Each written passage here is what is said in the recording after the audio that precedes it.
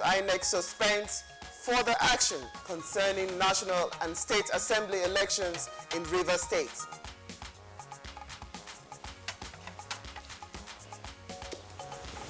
The National Economic Council begins retreat today in Abuja.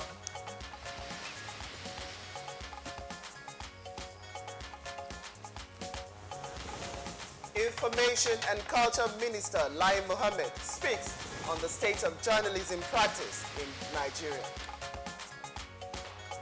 At least under this dispensation in Nigeria, we do not even intend, we have never even contemplated stifling the media.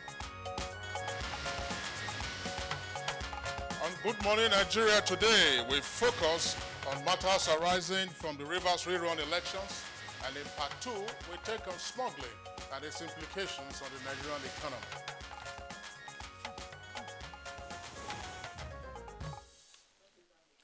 Over the years, of course, smuggling has become one of the major problems crippling Nigeria's economy, just as it does to other nations of the world. Okay, now according to a World Bank report, about $4 billion cargo passes illegally into the Nigerian economy through the country's border with Benin Republic, while Nigeria also loses about $400 million in import revenue. You're quite right, Kingsley. Available statistics show that agricultural produce, such as shea nuts, poultry products, rice, as well as textile materials, automobiles, and petroleum products are among items mostly smuggled across the shores of Nigeria, running to billions of dollars annually.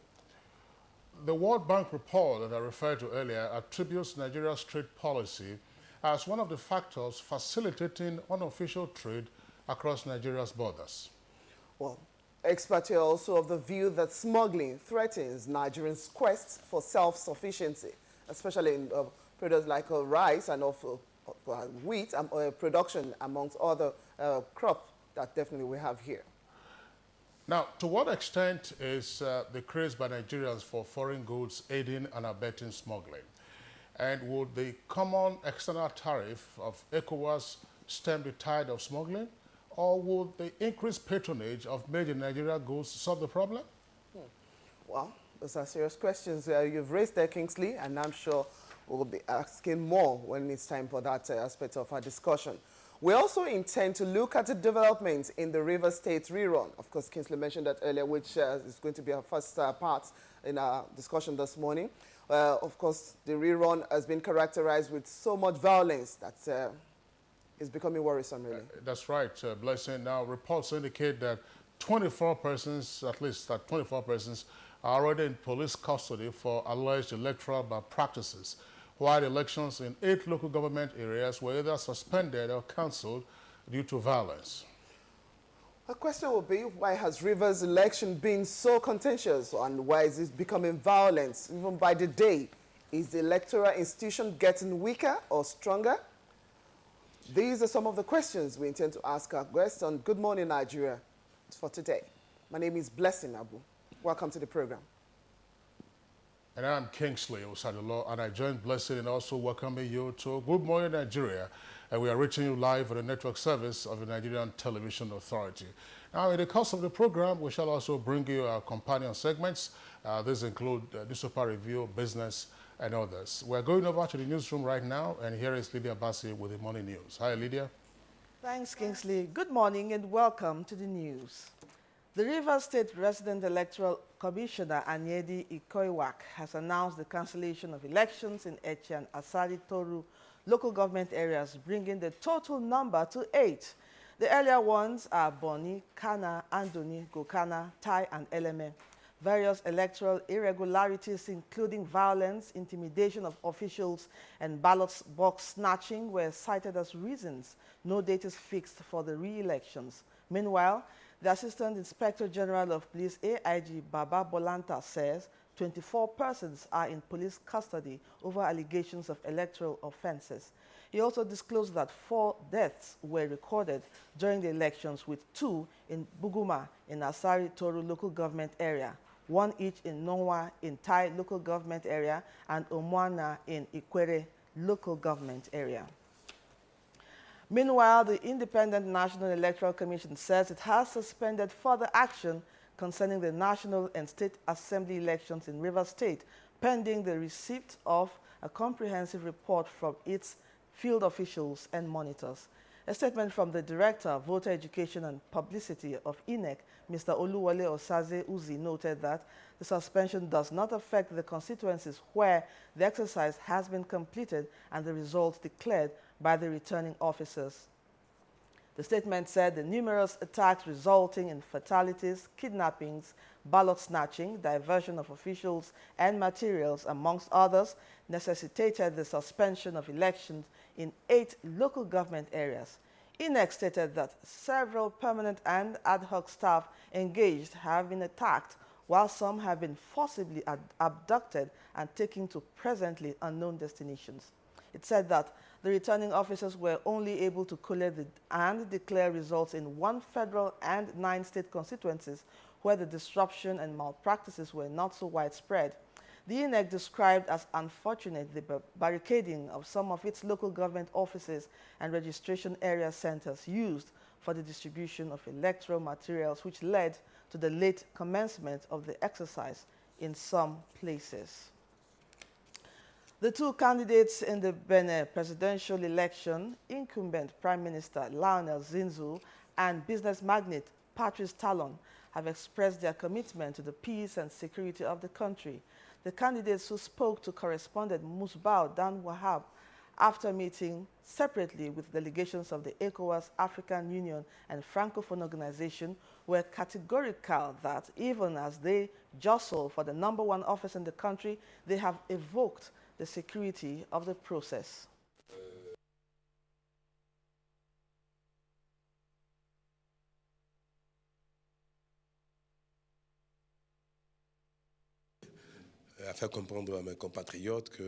I just have a peace message and to tell my people that they can trust the institutions. I trust the institutions. And that this runoff will go as smooth as the first round. And there's no any cause for worry. I think that all the candidates in this presidential election have really everywhere and for the last month been very involved on this question of peace in the process. In the meantime, collation of ballot in Niger presidential election is underway. Leah Katung Babatunde in Niamey reports that the election witnessed low turnout of voters compared to the first round, which held last month. Head of ECOWAS observation team, Professor Amos Sawyer, says the election is an improvement over the first round in terms of preparation, but expressed worry over the low turnout of voters. Back to Nigeria, National Economic Council holds a 2-day retreat. The National Economic Council, NEC, will hold a 2-day retreat beginning from today. A statement from Laolu Akonde, Senior Special Assistant on Media and Publicity in the Office of the Vice President, says President Muhammadu Buhari will deliver the keynote address during the formal opening session. The Vice President, Professor Yemi Osinbajo, who is chairman of NEC, an advisory body to the President, will preside over the retreat with governors from the 36 states of the Federation attending, including the Central Bank Governor and the Budget and Planning Minister, among other top government functionaries. The objective of the NEC retreat is to provide a forum for in-depth discussions by members of the policy, actions that the states and the federal government can consider, stimulating local production, cut costs, and enhancing public revenue, among other measures to stimulate the economy. Contrary to suggestions that the retreat is not an emergency national economic conference, the statement says the idea was mooted at the last regular NEC meeting in January, where members requested an intensive session to review economic trends and evolve new strategies. Information and Culture Minister Lai Mohammed says Nigerian journalists are not in any way under threat in the discharge of their duty. Anthony Forson reports that the minister was speaking at a panelist at the ongoing International Press Institute's Congress in Doha, Qatar. At least under the dispensation in Nigeria, we do not even intend, we have never even contemplated stifling, the media, talk less of hounding them or, harming anybody. But it's a global issue, and I think it varies from state to state. But underneath, I think it has to do more with the political situation. The Inspector General of Police, Solomon Arase, says police are irrevocably committed to restoring civil authority in the Northeast region. He was speaking while deploying logistics for the region at the force headquarters in Abuja.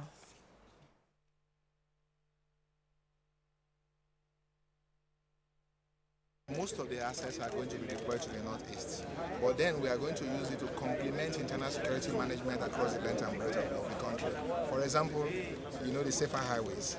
We just have about 600 vehicles on the road, so we are going to add to the safer highways. There are some areas we've been able to identify that is posing serious security threats. We are going to reinforce patrols along those areas, but most of the assets that we have will deploy towards the 3 states in the Northeast, so that we'll be able to quickly, dominate the environment and see whether we can restore civil authority immediately. Nigerian youths have called on governments and relevant private sector players to be more proactive towards empowering citizens to reverse the impact of climate change on sources of their livelihood.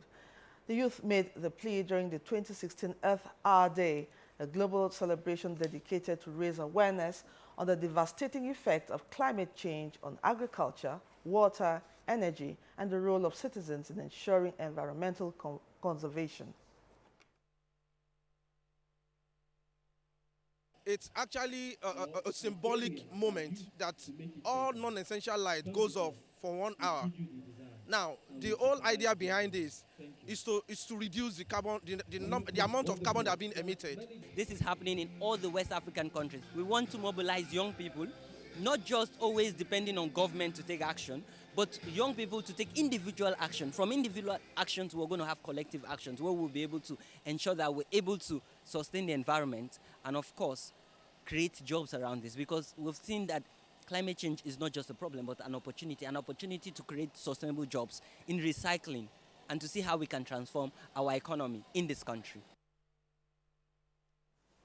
And that's the news for now. It's back to Blessing and Kingsley for more on Good Morning Nigeria. Good morning. Thank you very much, dear Lady Abasi, for the news on Good Morning Nigeria. We'll take a short break now. When we return, we'll continue with aspects of the program. If you hear a bomb explosion or gunshots of an active shooter, that might be a terror attack. At such times, always remember 3 action words: run, hide, report. Don't try to run towards the terror scene to save the situation, because there might be a second bomb blast or another attack.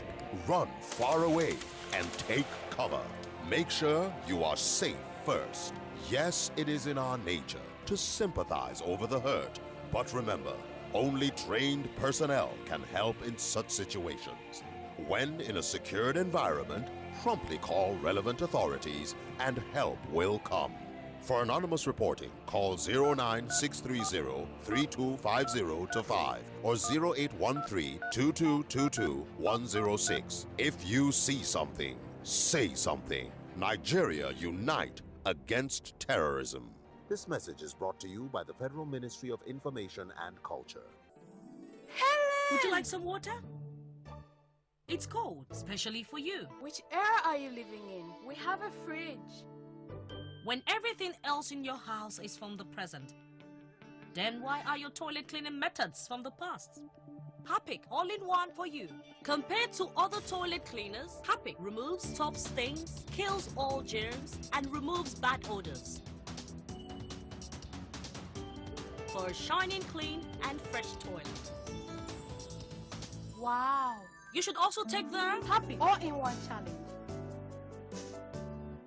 Sensitivity is a short pain which occurs when teeth are exposed to hot, cold, or acidic things. Cold water from the fridge would trigger off sensitivity. A lot of people would accept anyway and just grin and bear the pain. What I would say to the patient is switch to Sensodyne, make it your daily toothpaste. Over a period of time would reduce to its sensitivity. And a lot of them come back to thank me, to say that, wow, it's just something so simple. It adds the sparkle back into their life.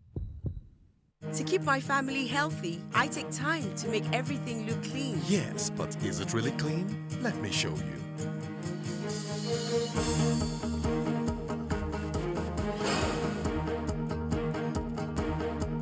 This is why 80% of hygiene-related illnesses are acquired at home. Some cleaners don't kill germs, others kill germs, but don't clean properly.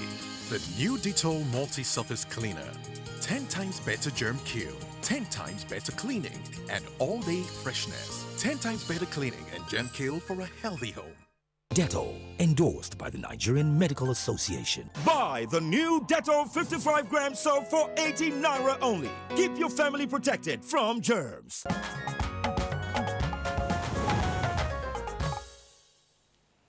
This is Good Morning Nigeria showing on the NTA. It's time now for a business package. All is now set for the Monetary Policy Committee's meeting of the Central Bank of Nigeria this week.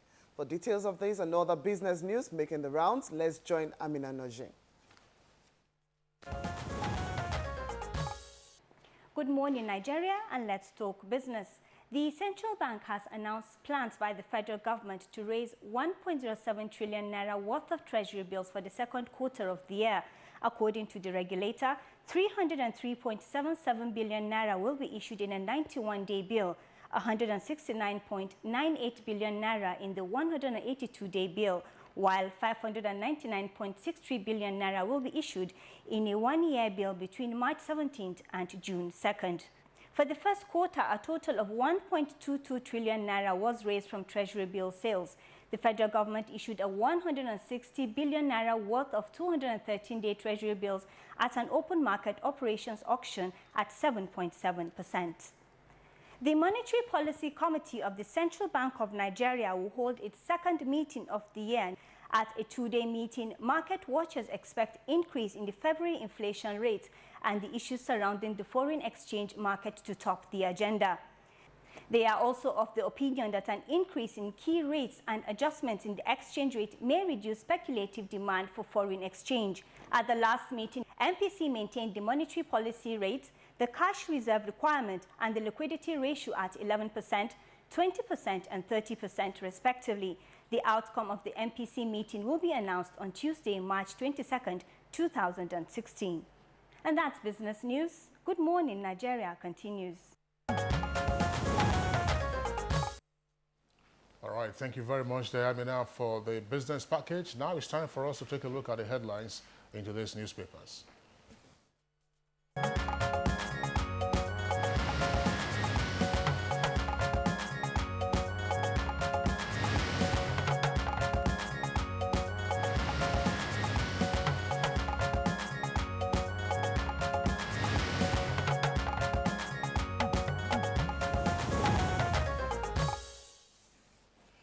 Yes, it's time for Bayo Atoyebu, is already seated to take a look at the newspaper's headlines with us here, right in the studio. Good morning to you. Good morning. It's been a weekend of so many activities. Yes. And they are all over the headlines we have this morning.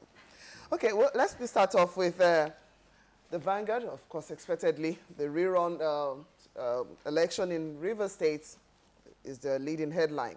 Rerun polls, shootings continue in Rivers. Of course, there are several riders there. One killed, Wike Amechi clash again at Mile 1 police station. Dakuku Peter side survives gun attack.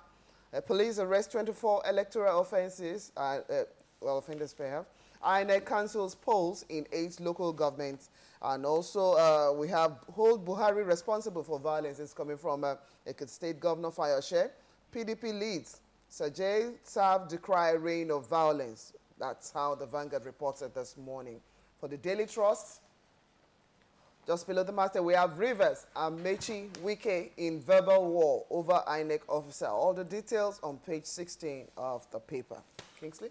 All right, so let's go to the Nation. The second lead story on the front page of the Nation is also on the Rivers rerun elections, together with 2 photographs on the front page indicating the outcome of the consequence of the violence that marked the election.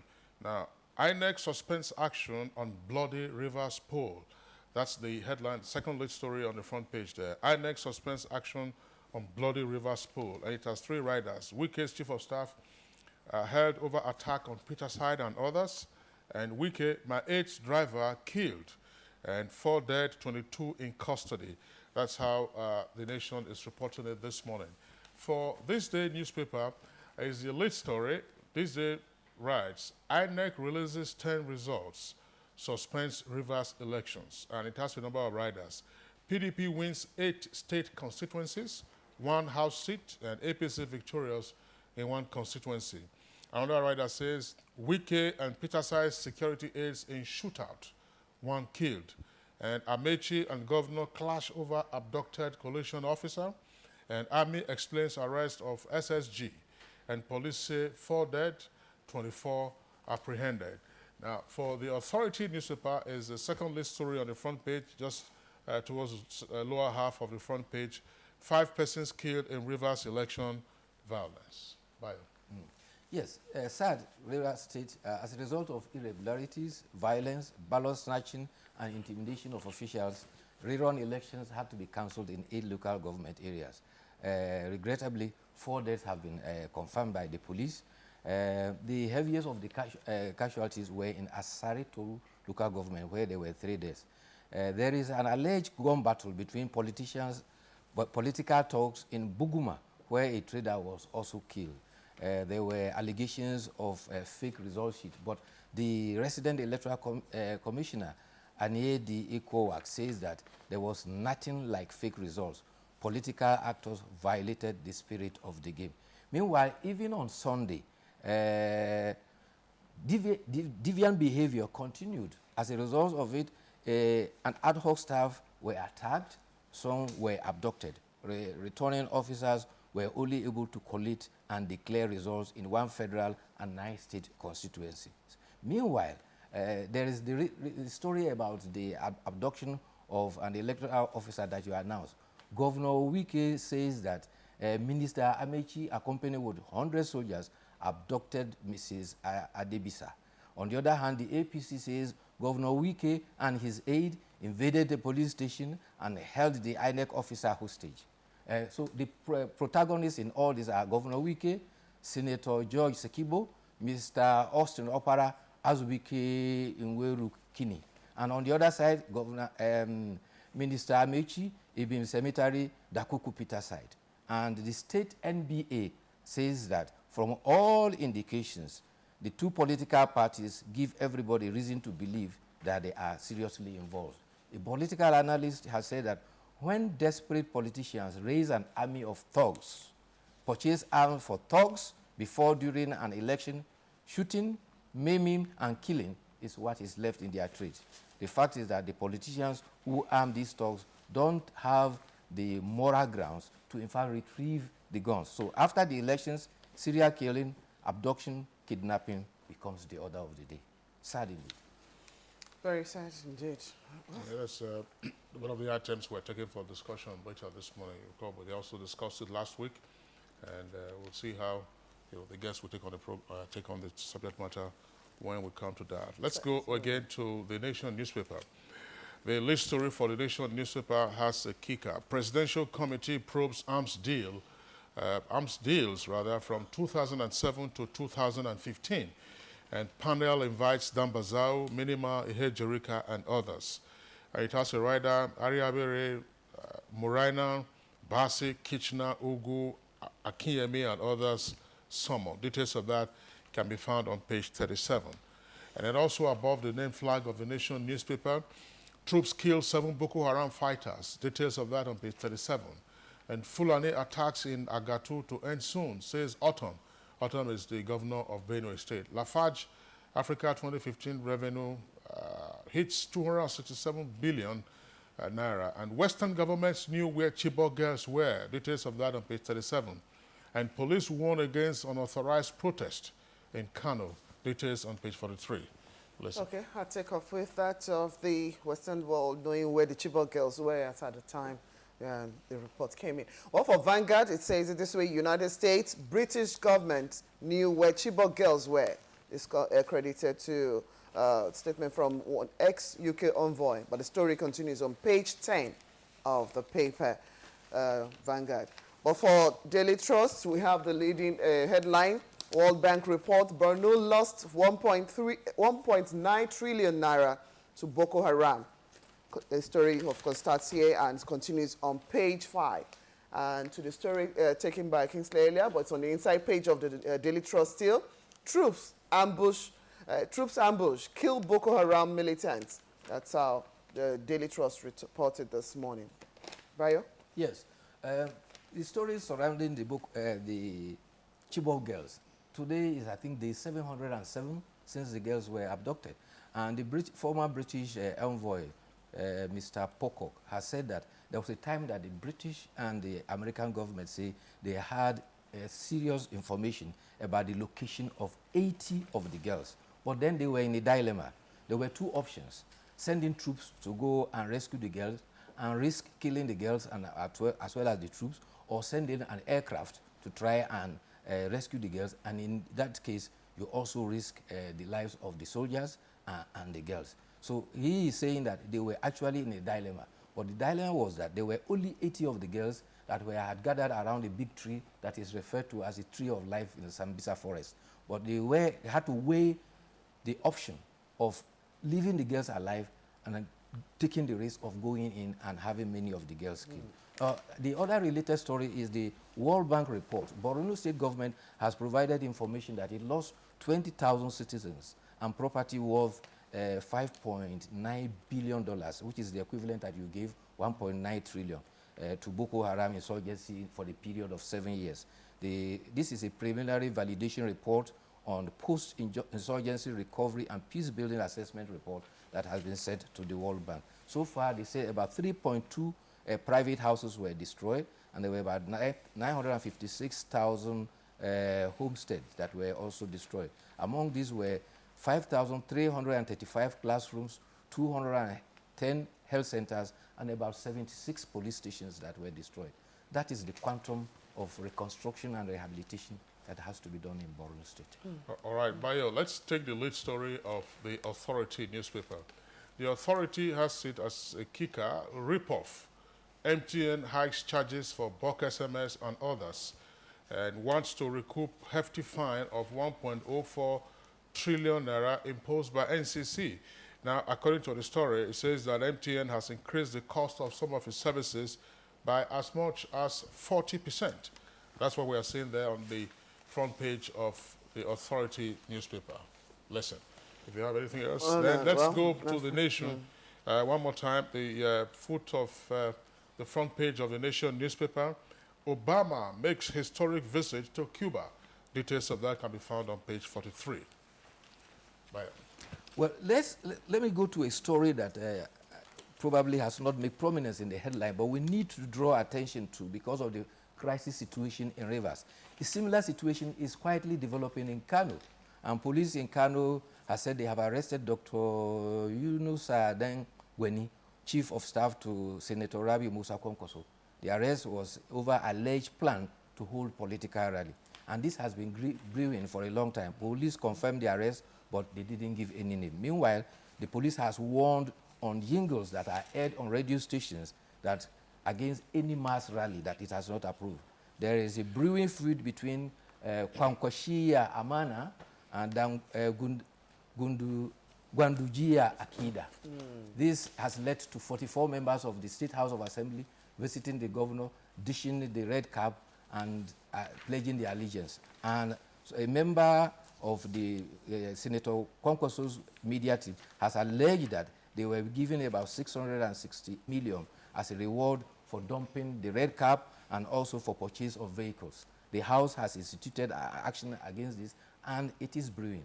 Ironically, Governor Ganduje himself said that he had known Senator Rabiu Kwankwaso for over 30 years, and they have been allies even before they came to the political front. And he says, naturally, if you have two brothers, even they are twins, there's a tendency that they will have their independent opinion. And so his philosophy of policy is different from that of Rabiu Kwankwaso, but it doesn't mean that they will disagree. But the senator had gone to condole the governor when he lost the mother, and that became a rallying point of a campaign for 2019. And that is the basis now that is causing confusion. Okay. Meanwhile, you the just APC, said, what is the color of the cap that they're wearing now? That's the. Well, Kwakwasiya was red. So what is the color now? Is it white or green? They have Amber, ditched the red cap and they are wearing various sets of cap. Let's wait and see what which one dominates eventually. will come eventually. Meanwhile, right, the Baya, APC is concerned and the four-man committee have been appointed. There's also a news about Nigeria in the EPL League. Do you know that Nigeria has the highest African players in the EPL League? There are about 246 players, African players in the EPL League, and Nigeria has the highest 35. All right, Baya Toyobi, I'd like to thank you for the review. We'll see you again tomorrow. See you tomorrow. Okay, it's Good Morning Nigeria. We'll take a short break now. When we return, do not forget we have two items to discuss, matters arising from the Rivers rerun election, as well as smuggling and its impact on the nation's economy. We have always lived together as brothers and sisters. Though we speak different languages and celebrate different cultures, we were still one Nigeria. There was no bombing, there was no kidnapping, and our children were not cultists. Now, we suspect one another as there are spreads of cultism, bombing, and kidnapping. How long shall this go on? Terrorism is alien, kidnapping is criminal, cultism is barbaric. Nigeria is a blessed country. Support the Nigeria Police and the fight against terrorism, kidnapping and cultism. Always inform the police of any incident around you. Say something when you suspect something. Remember, we all have a stake in building a crime-free Nigeria of our dream. This message is from the Nigeria Police Force. You get three kinds of mums. The paranoid mum. It's hot and it's dirty. The cautious mum. And the Dettol mum. Only a Dettol mum knows that ordinary soaps aren't enough. She only trusts Dettol to protect her family from up to 100 illness-causing germs, which is why you can worry less and love more. Don't just be any mum, be a Dettol mum. Dettol, be 100% sure. To copy this tune, press 1.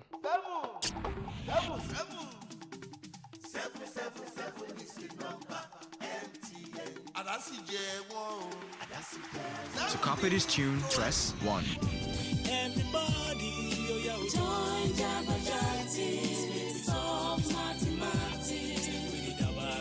To copy this tune, press 1.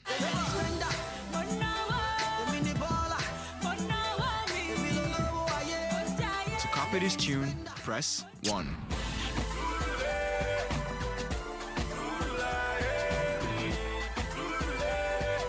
From yesteryear's evergreens to today's classics, MTN Color Tunes has got them all. Dial *410# or text APP to 4100. Ah! This girl's enjoying your color tune now. What's your problem? Why'd you pick up? You know what's going to happen. I'm going to call you back. When I call you back, don't pick. Just let it ring. MTN, everywhere you go. Let's welcome Miss Harrison. She's a Colgate expert. It looks like your friend is in pain. Sam has a toothache. It's because he has a hole in his tooth. Dentists call it a cavity. That's why I recommend brushing twice a day with new Colgate Maximum Cavity Protection plus Sugar Acid Neutralizer. Colgate's unique formula helps eliminate sugar acids, protecting you from holes. So how can we help prevent Sam's cavities? Colgate with Sugar Acid Neutralizer to fight the #1 cause of cavities. Brush with Colgate twice a day, every day.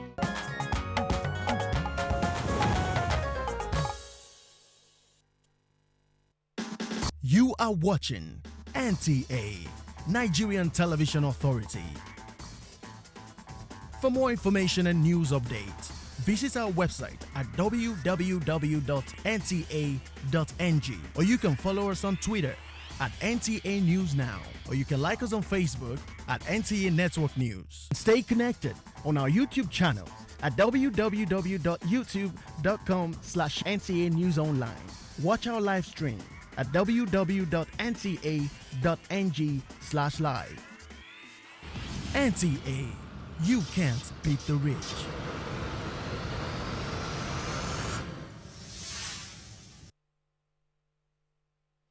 All right, you're welcome back, but if you just joined us, it's Good Morning Nigeria. We're broadcasting live on the network service of the Nigerian Television Authority. Now, 4 persons lost their lives during the rerun elections conducted for 3 senatorial seats 12 federal constituencies and 22 state constituencies in Rivers State over the weekend. All right, Kingsley, INEC also cancelled elections in 8 local government areas over violence and other related issues right there in the Rivers State. And of course, 22 persons were also said to have been apprehended by the police for alleged electoral malpractices. Well, joining us now to discuss matters arising from the rural elections, we have Mr. Oluwole Osaze-Uzi. He's Director of Voter Education of the Independent National Electoral Commission, INEC. Mr. Osaze-Uzi, it's our pleasure that we have you on the program this morning. Thank you this morning again. Good morning. And from our Port Harcourt studio, we are being joined by Mr. Festus Ogute, a constitutional lawyer and civil rights activist. We'd like to welcome you again to the program, Mr. Ogute. Thank you very much. Good morning.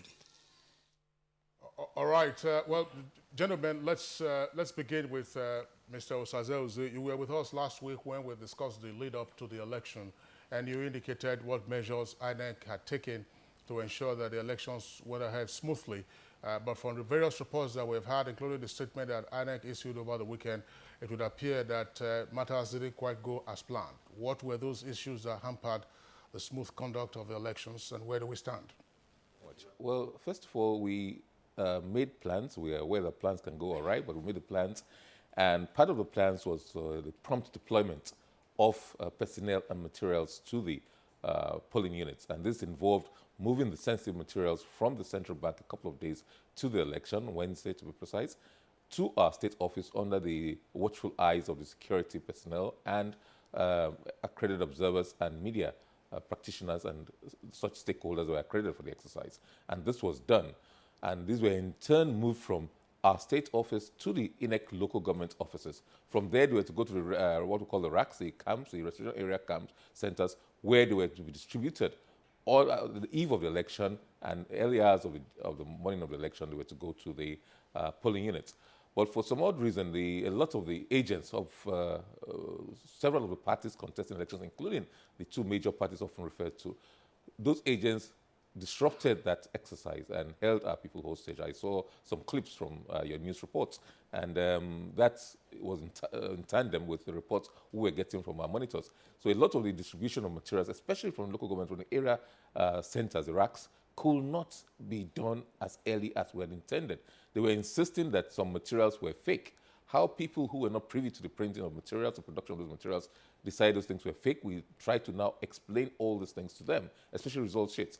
So it necessitated the endorsement of every result sheet by the resident electoral commissioner, and this delayed the smooth takeoff of the exercise in some places. While in other places, the climate of violence and fear and intimidation was also pervasive in a number of centers, and there are all sorts of reports of personnel and materials either being hijacked, personnel being abducted, and diversion of some of these materials under force of arms. And it will appear that a lot of the political actors were hell-bent on ensuring that things did not go either they go their way or it will not go the way they had wanted. So these are some of the challenges that we had. The situation as I speak is that as a result of that, because on the first day, first few hours, when these reports started coming in, we now realized we could not conduct reasonable, credible elections under this atmosphere of fear, intimidation. So the exercise was suspended in 6 local governments. We had to add 2 more local governments as the reports came in. Well, as I speak, we have to consider the situation, and as a result of killings of 1 or 2 of our staff, permanent and ad hoc, and the abduction of some of our staff, we don't even know where their whereabouts are as I speak. We had to suspend the whole exercise. We just think that it's too risky. We don't want to expose the lives of people where there was clear and present danger, and it's a very disturbing scenario. So we have commissioners issued a statement late last night suspending the exercise pending when we get a comprehensive report from our monitors, from the REC and our officials who were on ground, and then we'll now decide what will be the next step to take. So the exercise in all the other local governments of Rivers State has been suspended. Well, Mr. Osaze-Uzi, is INEC pleading force majeure, as it were? Joy is an act of God. It's something that it's beyond human things. It's something that's coming from outside of the control of human beings.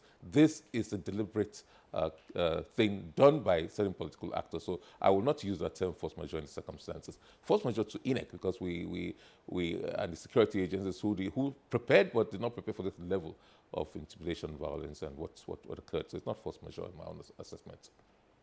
All right, thank you, Mr. Osaze. We'll be back to you to take a look at some other means to actually move forward. Okay, earlier on introduced Mr. Oguche in our Port Harcourt Network Center. Let's take a look at your assessment of what is on ground for all players and even the citizens whose situation have been kind of put in a violent lane. What exactly is your assessment of the Rivers Rerun elections, and what do we see have on our hands now? Well, it is rather unfortunate that elections that are looked up to as periods of joy and enthusiasm has turned out to be matters of fear and trepidation, which is quite unfortunate. Violence in the elections, in our elections, have not been properly taken care of. That was one very serious feature of the elections last year. And I think INEC and the security authorities depicted themselves as people who needed some time to prepare. Maybe they did not get enough time to do what they are supposed to do. Apart from that, we have not been able to minimize the level of desperation on the part of the political actors and the level of overzealousness on the part of their supporters. That is one big problem. And also, to a large extent, we have not been able to capture the necessary laws, the essential laws that could curb this trend. As a matter of fact, I would say that if this continues, it will be a very big threat to our democracy. This rerun elections have, the impression has always been that adequate preparations have been made for it. The military that was on ground initially, the security on ground initially, when they say the army were coming, some of us were up against it because we know it is unconstitutional. At the end of the day, we saw the antidoting effects of the presence of the army from the initial reluctance of people to come out to vote. We saw huge crowds coming out, only to hear violence left, right, and center. We have not been able to take care of it because we had that incident last year. INEC should have made more preparations to ensure that it doesn't occur. In spite of all the reports, massive reports about violence everywhere, nobody has been prosecuted or sent to jail for that. So why will it not continue in that circumstance? And that's where we've been proposing, and I said it here on this program sometime last year, that, well, there should be very, very serious moves to get people who perpetrate violence and electoral malfeasance, to get them prosecuted, to send them to the appropriate places, get their sponsors. There are guns all over the place. How did the guns come in here? You know, these are very vital questions, and nobody has been able to answer them. And you do elections again, it will still be the same thing. Suspending the elections or cancelling them will not even help matters, because those people, the bandits, the brigands, will just go to recoup and prepare much better, in a much better frame, with all the security on ground and all the law enforcement authorities on ground. See what we have gotten in Rivers State. This is an election that everybody look forward to. At least by now we should get over it. But now we're still confronted with the incidents of that election in a very massive dimension. It is rather unfortunate, I must say. Mr. Oguche, thank you very much. You seem to have answered the question I was going to ask you now, but I will still ask the question. Is it ever possible to conduct peaceful elections in Rivers, considering that the circumstance you've just explained, despite the proliferation of the military and other security agencies, you still had a level of violence that has occasioned the suspension of the election in at least 8 local government areas. Can Rivers ever witness peaceful elections? Yes, elections can happen anywhere. After all, the heat of the crisis in Afghanistan, there was elections, and it was peacefully conducted. I think everything depends on the preparedness of the Electoral Commission and the security agencies and the political actors. And it also behooves on the authorities concerned to get 1 or 2 or 3 of these actors, these prominent actors who are involved in these violations, in this violence, and in this malfeasance, get them to book. then everybody, to put everybody in check. But now there's no restraining factor that will stop anybody from acting anyhow. You know, and I think it needs to be stressed further that the security apparel should be concentrated more in the outskirts of Port Harcourt. Putting everybody in Port Harcourt does not help matters because the violence occur outside Port Harcourt, particularly in the riverine areas. You know, they said on Thursday, the resident electoral commissioner said on Thursday they took their electoral materials to the racks. From the racks, it was impossible for them to get them to the polling units for franchise on Saturday. And I begin to wonder, how can that be possible when you have this massive deployment of troops, massive deployment of security authorities? It is simply that they are not properly spread and on ground. And in addition to that, I think it is also very, very important that the Electoral Commission gets its act very right from this onset. Because last year, the same thing that we had last year is what is replicating themselves here, now, today, which means that they are not taking their time to study, to look at what the reports they got last year, the issue of fake election materials, fake result sheets. Was there any investigation last year as to tell us what has happened or what is about to happen this year, as to even guide against some persons going out of their way to print result sheets on their own? How many arrests were made in spite of all the allegations and all the complaints last year? That's the crux of the matter. Kingsley. Thank you very much. Yeah, that's blessed. Back to INEC, Mr. Osaze here. Of course, so many questions have been raised by Mr. Oguche in Port Harcourt. You might wish to make your reply to that, as well as taking a look at even when punishment for electoral breaches will they eventually help bring sanity to this process, considering the kind of nature that Rivers election have taken over the years? Quickly respond. Professor Kingsley, the exercise has been suspended not just in the 8, but in all the other 15 local government areas. That's the decision taken yesterday night. So that is the position now, not just 8, but in all 23 local governments. In all 23 local government areas, correct. No, suspended for the conduct of further exercise. So things like collation and collection results. Apart from those constituencies, we have declared 1 federal and 9 state constituencies so far have been declared where the substantial compliance and there wasn't so as much violence or malpractices. Those results have been declared. Those results stand. Now, I think we should be a little bit more analytical when we say things. My colleague in Port Harcourt says that, Guche says that there were results of fake materials. I don't think there were results of fake materials last year. What the problem was, as far as I can recall, was that the certain people wanted to see the results sheets even before the commencement of the accreditation process. So we had said, no, it's not proper to see results sheets at the stage of accreditation. Recall at that time, there was separate accreditation and voting. This time, they're both together.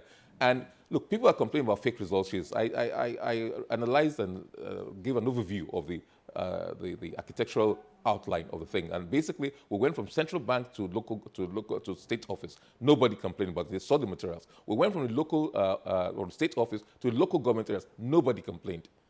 From the local government to the rack centers, on the eve of election, nobody actually complained that there were fake result sheets or the fake materials. But it was on the day of deployment from the rack centers to the polling units that this issue now arose. So, what could have been responsible for this? I mean, from your initial findings, how come, as it were, from what you are saying now, along the chain, nobody complained until, shall we say, the last leg in the deployment of materials? Everybody then got up and said, or some persons got up and said, look, these materials you are deploying aren't genuine. But take that along with the view that has also been expressed. We saw some of the clips over the weekend. Some persons were alleging that the result sheets had some watermarks, and therefore those were security features, and that some others didn't have. I'm wondering, the question that occurs to me is, whose business is it to evaluate the genuineness of a result sheet before deployment? Is it the general voter, or is it the agent of the parties? Question, and I think I raised it earlier in my submissions, because we were the producers. We printed these materials, and we are the ones who know. They only saw these things when we went to the central bank and onto our state office. And these things were there, and even where complaints were raised, the Resident Electoral Commission now endorsed these things to authenticate, as it were, the ones they claimed were not genuine. the result sheets and other materials were customized to particular constituencies, particular local government areas. And so what was applicable to one might not necessarily be applicable to other. And what might be applicable to one unit is not even applicable to the other. And just to assuage these protesters, the Resident Election Commission endorsed these things. When there were these protests, that's okay, bring it back, we will endorse it, and that's what was done. And so it went on okay in some areas, and in other areas, it wasn't done. As to the issue of the prosecution of offences, we have been at the forefront, the Commission has been at the forefront. Look, the issues of capacity, issues of, we have no powers to investigate. Let us establish a commission that will be dedicated to and with adequate powers to investigate, to arrest, to investigate, and possibly to prosecute these offenders. For now, I cannot speak on the prosecution of offences unless and until people are apprehended, people are ready to continue with the process, to give statements to the police or the security agencies, to follow up with the prosecutions. You cannot have successful prosecutions of things. And very often people are arrested, for example, people are arrested with guns, parading the streets on election day. That itself is not an electoral offence. It's an offence under the penal code or the criminal code. And that is left to the normal prosecution powers of the other security and legal agencies like Ministry of Justice. Thank you very much, Mr. Sazelzi. Let's go back to Port Harcourt. Of course, Mr. Oguche, for so many observers, they saw this aspect of violence. They saw it coming. Even before the elections proper on Saturday, so many people actually were even scared of even saying they were going to come out to do this voting or not. But let's take a look at what should be done. Taking a view from what INEC is intending to do now, of course, suspension of the election in so many of almost all the areas in question. Now, let's take a look at what the people should be doing from this moment of with politicians, even the River State as a whole. Despite all these violent attacks, what should the people do to checkmate this aspect of what is noted to be river style of voting or election patterns now?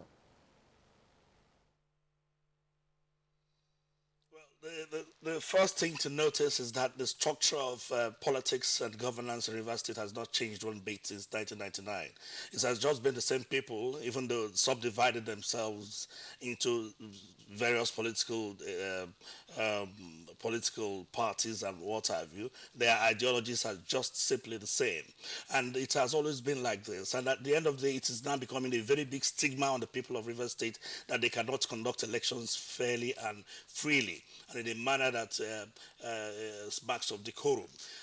The people themselves are helpless because these are very strong individuals who have the army, the police, the soldiers, and the thugs at their beck and call. And so sometimes you begin to wonder whether there's actually this issue of sovereignty and this issue of legitimacy in the governance of Rivers State over time from 1999. What is important is that the idea of government, which is located in the people, the practical reality of government of the people, for the people, by the people in Rivers State has been very elusive, simply because the people have not been allowed to choose their own leaders, which is quite unfortunate. Democracy is a concept that we all understand to mean that power evolves from the people, from where government exercises its power and authority. But it has not been the same here.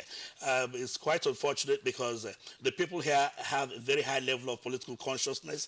They are very much willing, in spite of all the challenges, security challenges. You can imagine the turnout of people yesterday to conduct the poll, to exercise their franchise. People were not dissuaded by the fact that the environment is tensive and everybody is trying to cow. A lot of people traveled out of town, though, for their own safety. But in spite of that, you go to the polling unit, you see people who are willing and ready to vote. I think it has come to a stage where this power has to go back to the people. They have to be allowed to exercise their franchise. Mr. Oguche, just before we sign you off, I wanted to ask this question. You've talked around it about what has happened in Rivers since 1999. But outsiders are seeing, as it were, rivers of blood. And the question to ask is, where are the elders? And then where are the men and women of conscience to redirect and cleanse, as it were, the flow of blood that Rivers has witnessed for quite a while? Thank you very much, Mr. Oguche. Mr. Oguche, just before we sign you off, I wanted to ask this question. You've talked around it about what has happened in Rivers since 1999. But outsiders are seeing, as it were, rivers of blood. And the question to ask is, where are the elders? And then where are the men and women of conscience to redirect and cleanse, as it were, the flow of blood that Rivers has witnessed for quite a while? I think it calls for serious introspection by the leadership, not just the political leadership in Rivers State, but the traditional leadership as well, and well-meaning sons and daughters of the state to come on, because this thing, like I said, is beginning to become a sort of stigma on the people. These people that are very peace-loving in the years after the independence, they've contributed immensely to national development, not just in terms of economic development, but also to political development. But now we have a situation where people cannot freely exercise their will. I believe it will require a sort of a conference of the ethnic nationalities that constitute Rivers State, including the elders, the traditional rulers, the political actors, all to come together to fashion a way out by which the people can be allowed to express themselves positively in an electoral contest such as this one. All right, Mr. Festus Oguche, legal practitioner, speaking to us from our Port Harcourt studios. We'd like to thank you for being with us on the program this morning. Thank you very much. Okay, Blessing, let's come quickly to Osaze Uzi, Director of INEC, he's in charge of voter education. Mr. Osaze Uzi, is it too early to ask how soon the suspended elections might be reconducted? Yes, early. First of all, we have to receive a comprehensive report from those officials, the monitors and the officials who were on the field. And when we study and analyze that report, then a decision will probably be taken. But I don't, on a personal view, I don't think any decision will be taken in a hurry. We have to ensure that the danger is removed, at least it subsides a great deal before we can continue with the exercise. There have to be certain guarantees of security.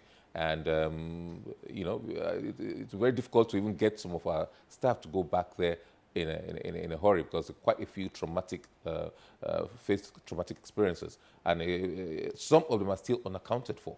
Fortunately, one of the EO Ikwere, who was attacked and an attempt to abduct him, ran into the bush, and it was only this morning at about 5 a.m. that we now had news that he was safe. So there are a few people, a youth corporal was shot, unfortunately, and very regrettably, and there are a few people like that who we still haven't accounted for. So first of all, we have to account for everybody, and then get adequate security guarantees before going back. All right, sir.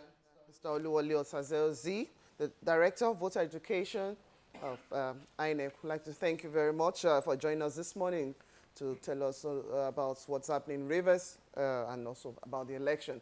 Well, we'll keep tabs and see whatever it is you're up to, and definitely the people will get to know too. Thank you very much, sir. Thank you. Okay. This is Good Morning Nigeria. A break beckons at this point, and we'll be back to take on our second part of our discussion, of course, which is taking a look at smuggling and its impact on the Nigerian economy. Nigerians. Suicide bombers are not spirits. They are not ghosts. They are human beings like you and me. They live amongst us. They are your neighbors. They are your friends today, but terrorists tomorrow. So you must know your neighbor now. Security begins with you and me. Know your neighbor. Be vigilant. Be security conscious. Report suspicious persons, objects, and movements to the police and other security agencies. The security of our nation is a duty for you and me. If you see something, say something. Nigeria unite against terrorism. This message is brought to you by the Federal Ministry of Information and Culture. Even on those nights, my worries are now out of sight. So in the morning light, I always wake up bright. New Always Ultra's Booster Gel absorbs up to 3 times more. So no matter my flow, I'm protected from stains all night. Now I wake up bright and worry-free, spreading my joy and energy. With New Always, good nights and better days. Stay happy always. Every day, more and more people are waking up to a more advanced toothpaste. A toothpaste that's already improving the oral health of millions of Nigerians. A toothpaste that's committed to making Nigeria's teeth healthier and stronger. That toothpaste is Oral-B Pro Health. Unlike regular toothpaste, its advanced fluoride technology gives you better protection against bacteria and gum problems that can lead to tooth loss. So come on, join us today. Oral-B Pro Health for healthier, stronger teeth in 1 week. How I wonder what you are. Hey guys, so I've recently become a mommy and it is the greatest feeling in the world, but also pretty daunting too. Choosing the right diaper, there's so many brands out there. I used Pampers in the UK and they were great, but some of my friends told me that Nigerian Pampers weren't as good. So we decided to try it for ourselves. Nigerian Pampers gets the thumbs up from us. He stays dry, he sleeps well, and you can see how much happy energy he has in the morning. I recommend Pampers to all of my friends. Don't take my word for it. Try it yourself and share your experiences.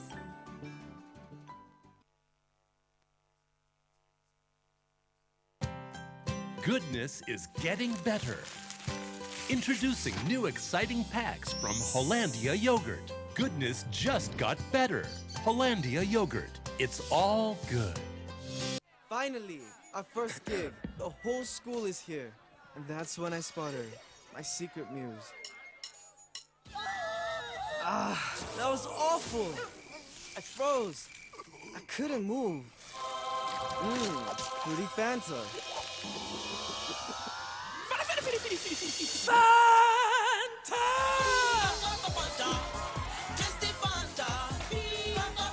Great flavors. Play it better with Fanta.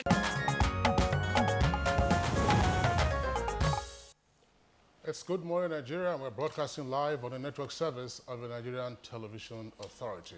Now, as many of us know, textile companies in Nigeria have folded up, and other manufacturing companies have been no less impacted by smuggling. And in the meantime, on account of smuggling as well, Nigeria's quest for self-sufficiency in producing some of its food, it's also been called into question, all on the basis of ongoing smuggling activities across the nation's borders. To set the discussion rolling, here's a backgrounder by correspondent Timothy Yusuf.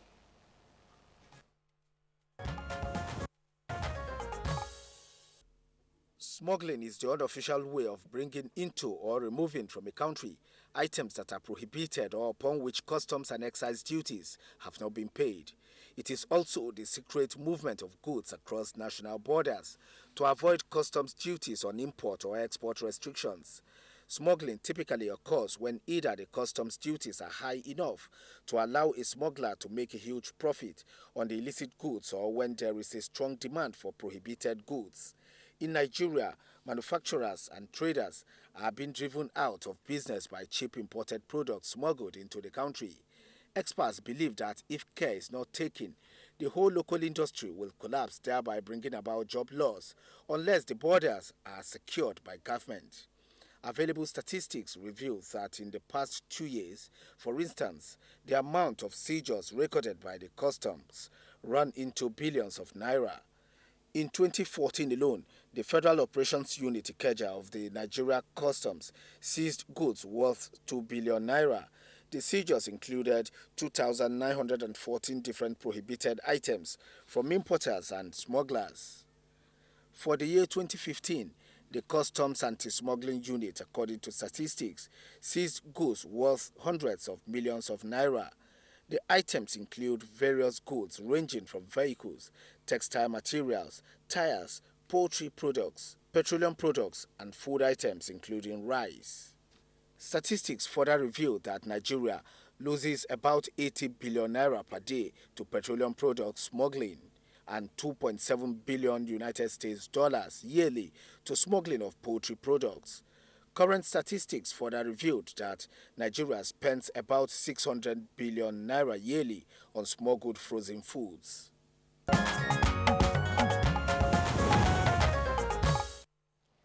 All right, thank you very much there, Timothy Yusuf, for that background report. We have a number of guests to discuss this subject matter today. First, we'd like to welcome at this time Mr. Dan Ugo. He is the Deputy Comptroller General of Customs and is in charge of enforcement, investigation, and inspection. Deputy Comptroller General Ugo, it's our pleasure to have you on Good Morning Nigeria. Thanks for having me here. Okay, and then we also have with us in the Abuja studios here Senator Dr. Walid Jibril. Senator Walid Jibril is the immediate past chairman, Nigerian Textiles Manufacturers Association, and also chairman of Zamfara Textiles. In addition to that, of course, is also chairman Textiles Institute of the 19 Northern States. and is a National Council member of the Manufacturers Association of Nigeria. Senator Jibril, it's our pleasure to have you on the program. Good morning, Nigeria. Okay. Listen. And also joining us, but from our Lagos studio this morning, is Sir John Alfred Ofobike. He is the coordinator, West Association of Nigerian Licensed Custom Agents. Sir Ofobike, it's our pleasure to have you on our program this morning.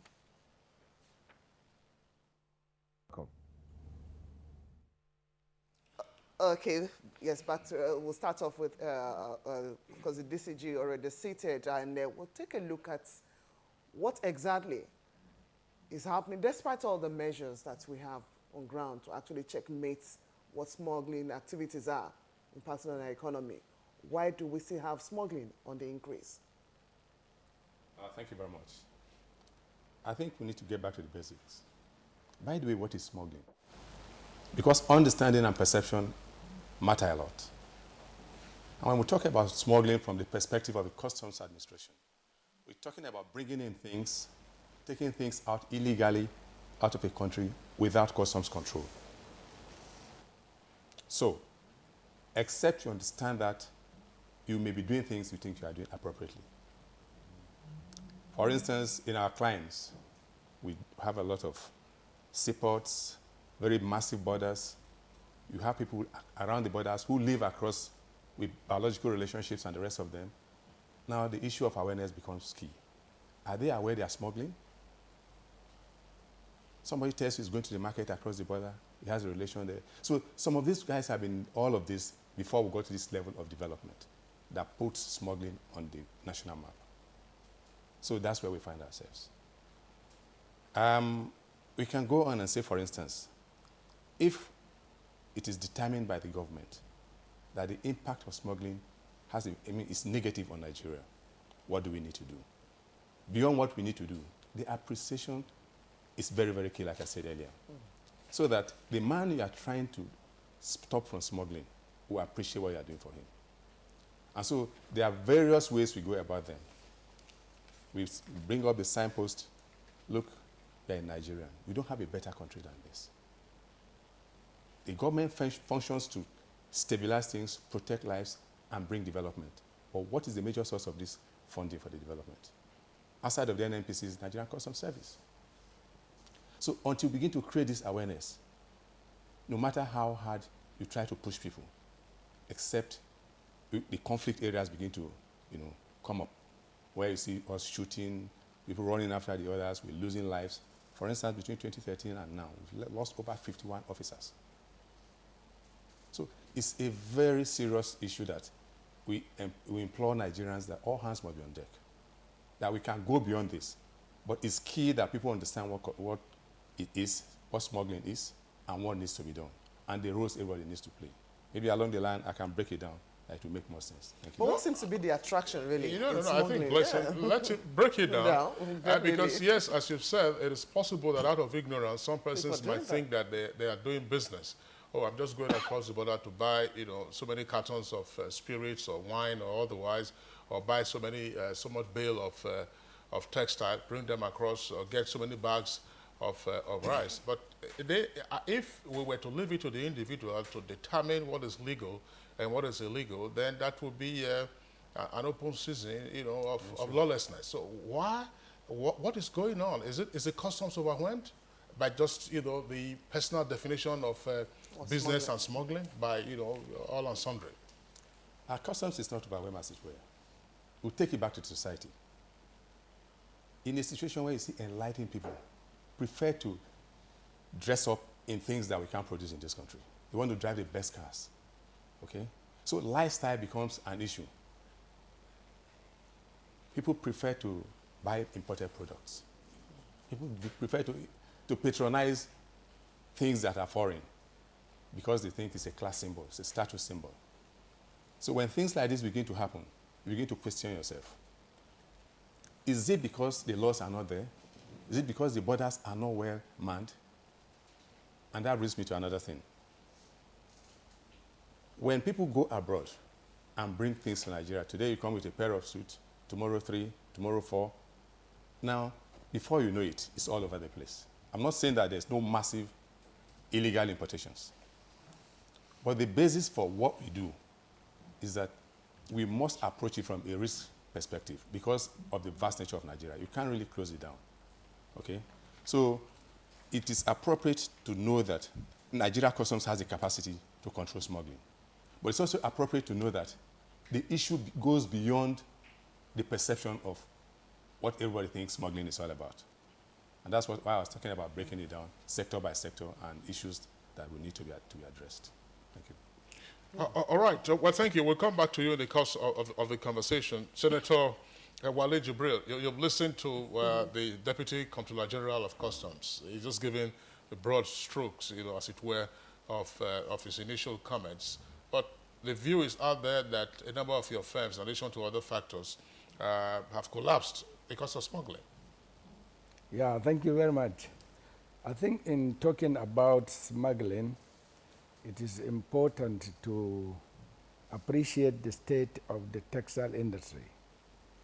In the 80s, we used to employ up to 300,000 workers, and we used to have 175 textile industries in Nigeria. But today we have gone down to about 24,000 workers only, with about 24 to about 30 textile industries still existing in Nigeria. This is as a result of the effect of smuggling. Like my good friend has talked about their own perspective of smuggling, it is also very necessary to realize that because of this situation, the textile industries have collapsed. It has collapsed totally, and most of the installed capacities is gone. The workers have gone. And if you look at the smuggling, it is an operation of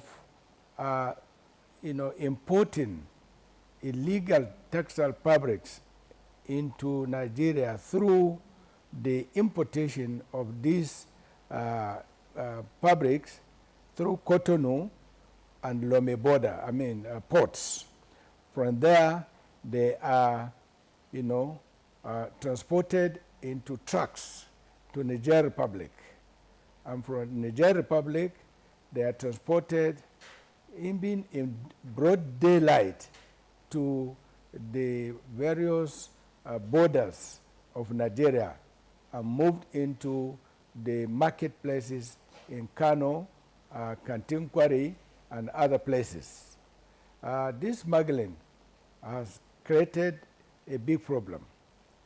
Has created with the $30 billion investment in Nigeria, which has greatly gone, almost with the installed capacity of about 1.5 billion fabrics. This smuggling activity that we are talking about is a very dangerous phenomenon which has, as I said, created much more problem for us in the industry, and with the number of the textile industries that are now existing. This smuggling of these goods, fabrics, when you go to the market today, you find that 95% of the fabrics that are being sold in the market, in the various markets, are the imported and smuggled ones. We only have about 15% of our own products being sold in that market. And not only that, the trademark of our products, the trademark is also being changed, smuggled, and then brought back to Nigeria again. Our designs, our very good designs, are also being used in the Asian countries and brought back to Nigeria. And this has attracted so many Nigerians in the purchase of the various fabrics. Now, this comes to the attitude of Nigerians.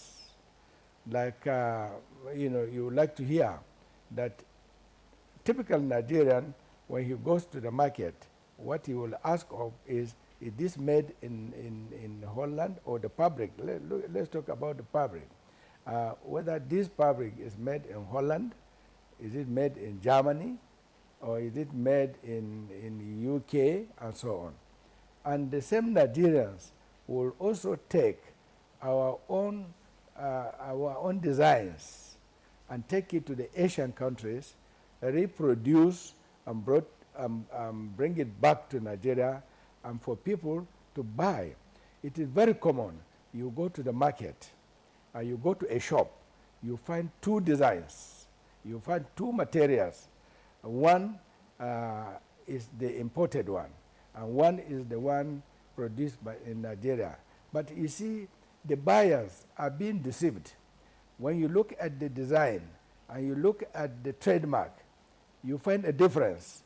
For example, if you are talking about United Nigerian Textile Product, you find that they write, we used to write UNTL, and then the smugglers will write UMTL.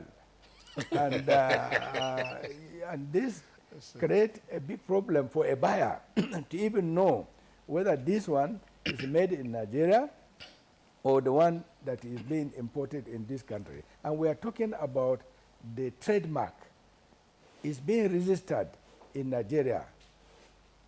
Now, all our trademarks are being printed here, are registered in Nigeria. You find the same trademark of your own design is illegal for anybody to copy your trademark in this country. But it's not so in the Asian countries. You go there and you register the same products that we are using here in Nigeria and be brought back to this country. This has caused a lot of problems. Recently, the custom discovered and intercepted goods worth 325 billion naira in Kano warehouse. We were so happy with the custom at that time, but then we were told that the goods have been returned to the owners, probably at a very cheap duty. We were told they paid maybe only 10 billion out of the 325 billion. And you can imagine in this country today, with the suffering, with the closure of all these textile industries, and you brought in such a material worth 325 billion, and then you take it back and give it to the owners without doing anything reasonable to this, what has happened. How do you expect the Nigerian textile industry to exist? It is now being exploded into the Nigerian market completely. Okay, Senator Jibril, of course, will be back to take a look at some of these measures to be taken to actually address this. Earlier on, we introduced our guest in Lagos, but we are being joined by another guest still in our Lagos studio. We'd like to introduce this person at this point. We have Dr. Adi Bongo of the Lagos Business School. We'd like to welcome you to the program, Dr. Bongo. Thank you very much. Well, yes, well, question, of course, will quickly go to you before I ask Sir John Alfred Ofobike, who also seated there with you. Of course, you've listened to the two guests here in the Abuja studio. Of course, that's the DGCG Custom and also Senator Jibril, taking a look at what we're losing by the day from the understanding of people knowing which products are actually illegal in movement, and also knowing what to do when it comes to terms of business proposition. Let's take a look at how this is actually affecting the economy. We're losing a lot, no doubt. But from your own perspective, at least from the Lagos Business School, let's take a look at what impact this is having on the economy and how we'll begin to address this. I think smuggling is a very big problem, and it undermines every attempt at making sustainable trade policies, developmental trade policies to grow the economy. It's a big problem. But speaking from the perspective of economic theory, we need to put two things together, the benefit to the consumer and the benefit to the producer. Of course, when resources are devoted, resources that could have been deployed more productively in other sectors are used in the importation of banned commodities or products, in smuggling, so to speak. That creates a loss to the producers of similar products in the domestic economy. But for consumers who now have access to, will I say, more varieties of goods, and perhaps because smuggling increases the volume of goods, it has also some impact on prices because it reduces the relative price of goods. So it's of benefit to consumers. Now, don't get me wrong here. There is consumer surplus to be gained from smuggling. Economics theory is actually ambiguous when it comes to the effect of smuggling on the economy in general. Okay? If the goods can maybe more efficiently produced in the domestic economy, then smuggling those goods in actually creates an economic burden. But whereby the such goods that are smuggled cannot be produced, then it actually increases the consumer's welfare. So looking at it from the point of view of welfare and prices, economic theory is ambiguous with respect to the effect of or the implication of smuggling for an economy. But producers definitely will always complain. But what we have to look at here is the market for smuggling. Is there a need for smuggling? Is there an incentive? I have listened to the various speakers. As far as there is an incentive for people to smuggle goods into the country, that incentive is created by our test, our need, which, of course, there is little you can do to control that. So as far as people continue to have this test for foreign-made goods, and it's for right reasons. Sometimes we have to look at the factor conditions. Are we able to compete in terms of quality of what we produce? So if people are smuggling, they probably are smuggling what consumers perceive to be maybe higher quality goods. And that is what is tilting consumer spending power to smuggled goods and therefore creating the incentive for smugglers to continue doing business. All right, Dr. Bongo, we'll come back to you later on to dwell on other aspects of the economics of smuggling. But earlier we introduced Sir John Ofobike. He's of the Association of Nigerian Licensed Customs Agents. Now, Sir Ofobike or Sir John, there is a view by some persons that indeed licensed agents are the ones who encourage or collude with potential smugglers. They advise them, if you brought this in through Tin Can or through Apapa, this is how much you would be asked to pay. But if you brought in, through any of those, those routes from Benin Republic or through Niger, you will pay far. It will cost you far less. Are your members contributory to the smuggling that is impacting the economy from what has been described already by Senator Jibril? Very much. I will disagree with the saying that the custom license agent that will encourage smugglers to smuggle their goods to the country. It is not possible. I would describe smuggling as act of sabotage. It's a known tool in the hand of smugglers to the progress of the economy of the nation. I am licensed by Nigerian Customs Service with the rules and regulations, what I'm supposed to do. I don't import cargoes. And our members, we encourage them to declare their cargoes. You come to custom formations, you bring their cargo for custom to inspect. We are not happy that people are smuggling goods to this country because they affect health development of this nation in terms of development reaching down to every sector of the country. We agree with me that Nigeria Customs have been trying their best in trying to recover money from the smuggled goods. You can smuggle through the border post. You can smuggle through the seaport, even on approved route. But looking at Nigeria with a landmark of nearly 15,000 kilometers of land and water boundaries within the sub-West African region and Central African Republic, you agree with me that the border is wide. And these smugglers, they are daring and different in their actions. Sometimes they move in thousands with their armed gangs to kill anybody who stops them in this illegal act. I will say we have to look at issues that let people go into smuggling. One, I will say that people are not patriotic about their country. Quest for the foreign goods. In 80s, I know Nigerian Texas is one of the best in the world. But I don't know what happened of recent that they cannot produce again. Sometimes the smugglers take advantage when the public could not get what they needed. They take advantage of such time to strike to smuggle goods into the country. And sometimes look at the government fiscal policies. Sometimes encourage smuggling. You can see the Texas industry today.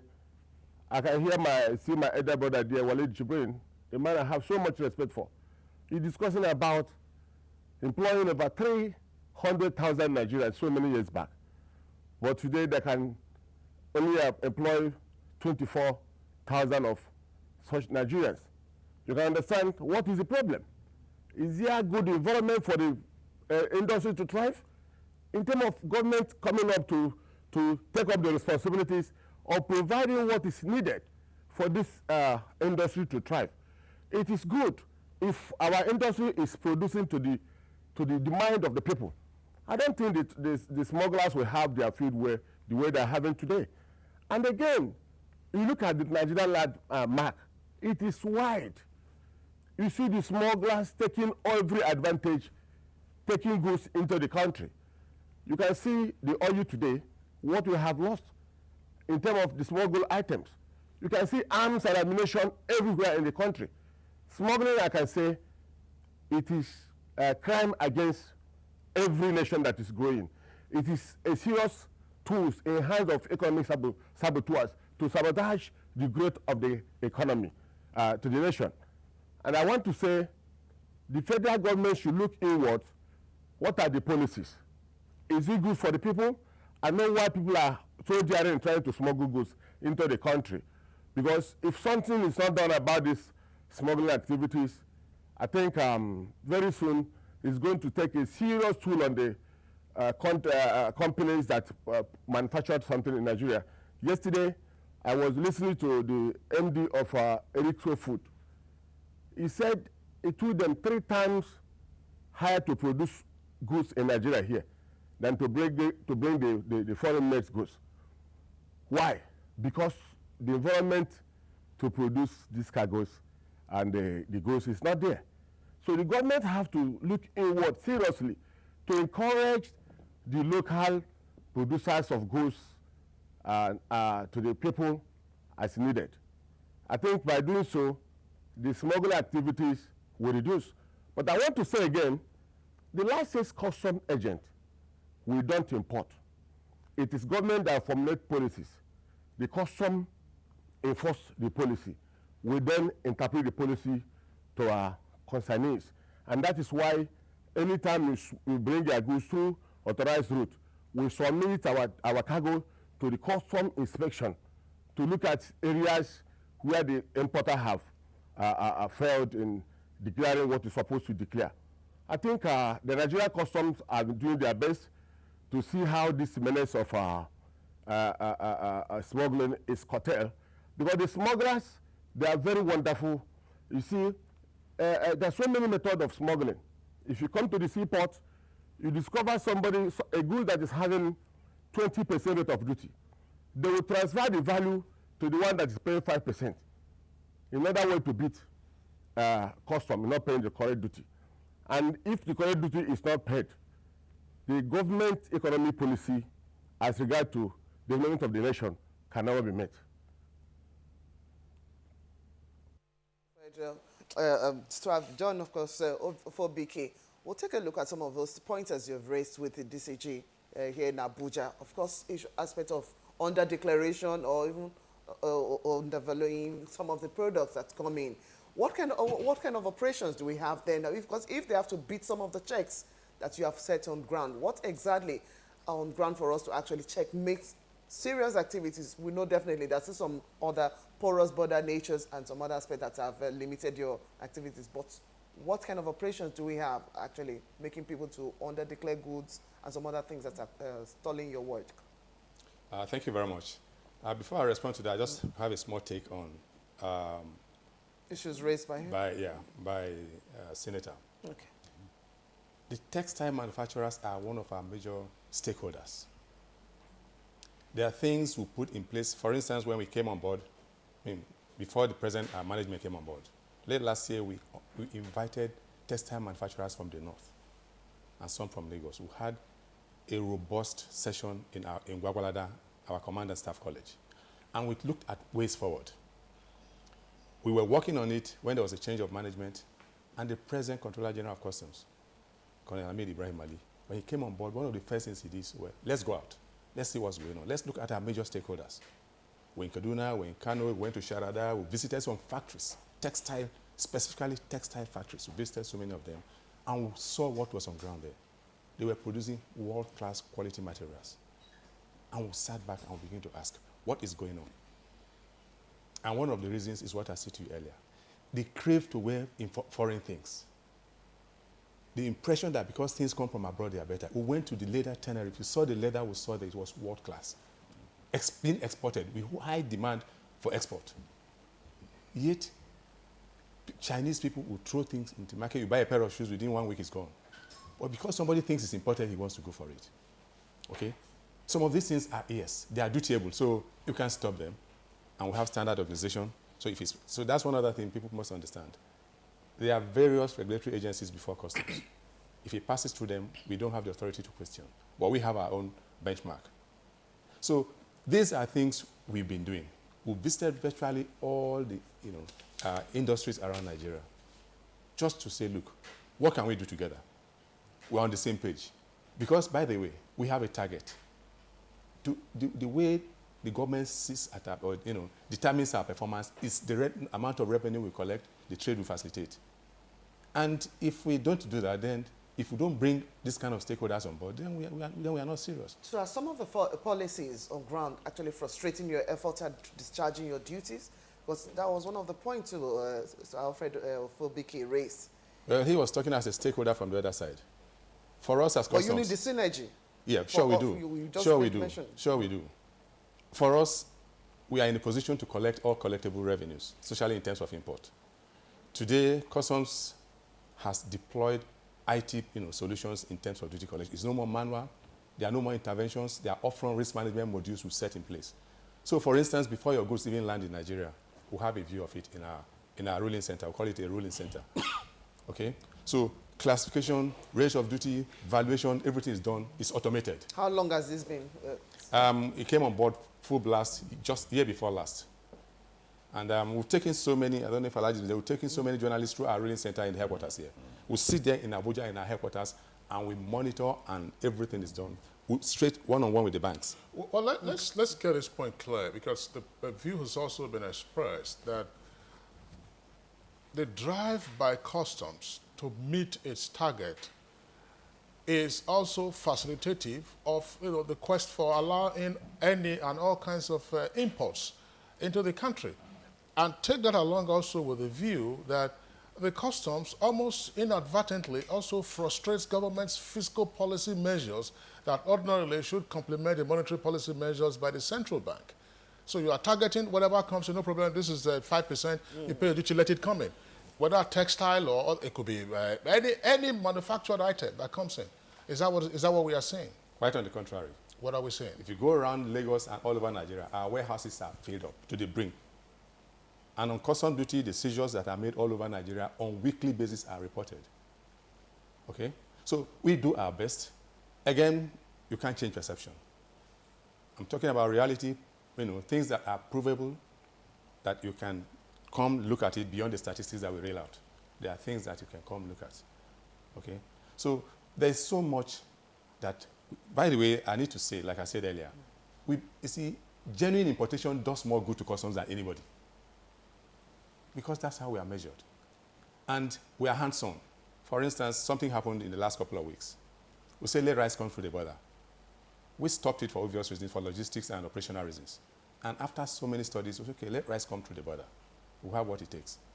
And within the first 1 month, we collected over 1.2 billion naira as duty. You know, the criminal is always ahead of you. But because of our assessment and analysis, we realized that because we say bring them through the border, they were happy, they jumped at it. After a while, they were going back to their bad ways. And last week, the CGC released a memo and said no more rice through the border, come through the port. So this is how dynamic we are. Sorry, the Deputy Comptroller General, I would like to you to respond to this.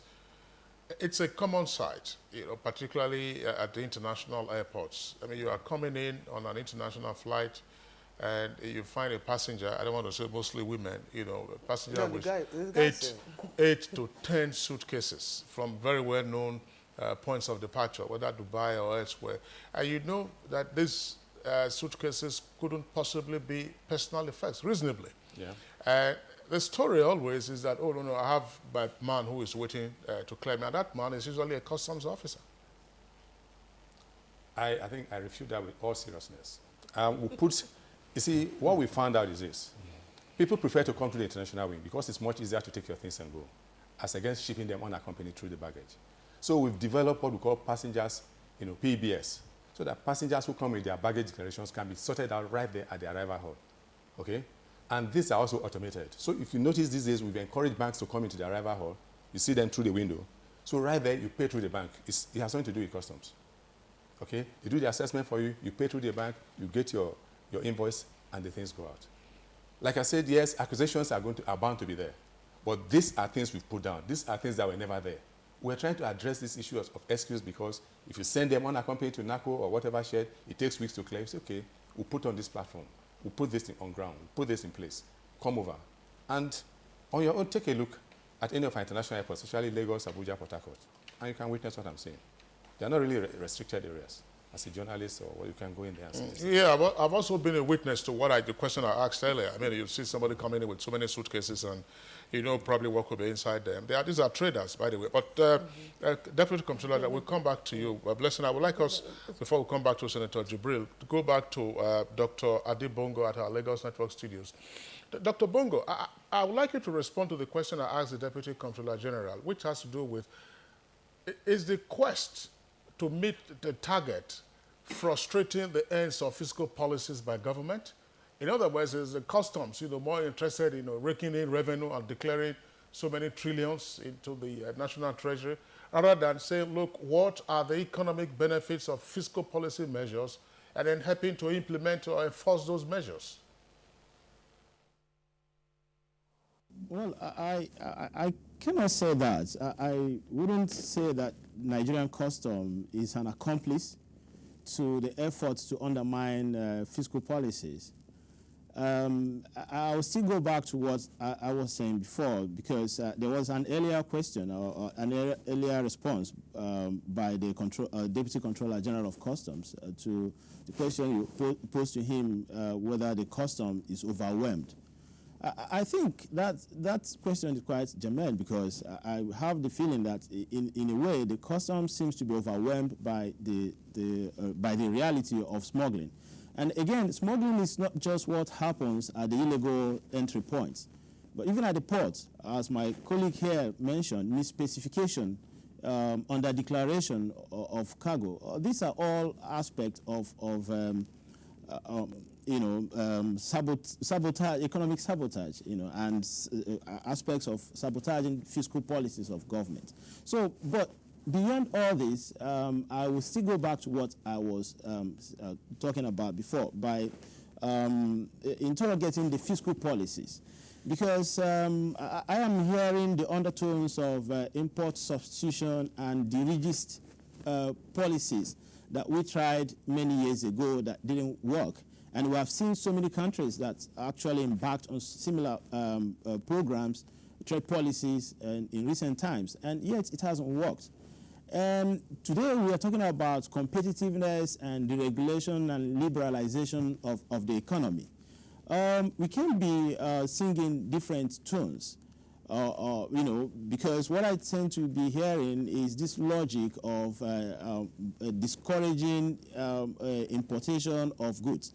That is good, of course. But I think beyond that, beyond what happens at the customs, beyond what happens at the ports of entry, there is need for sustainable trade policies in Nigeria, and that has to work with a robust industrial policy that will target the production of highly competitive goods, because smuggling arises because there is a market for it.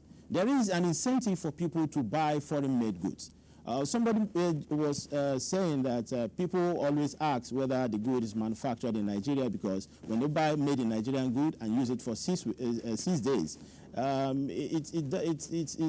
can't use it anymore. But when they buy foreign-made goods, it lasts for them. So because of that, they tend to prefer imported goods because of durability and quality. Now, I think the question we should be asking is, how do we build the infrastructure, both human and physical infrastructure, to enable us have more quality goods, so that side by side, because I know that, like my colleague mentioned, in the past, Nigerian textiles used to compete very favorably with textiles from all over the world.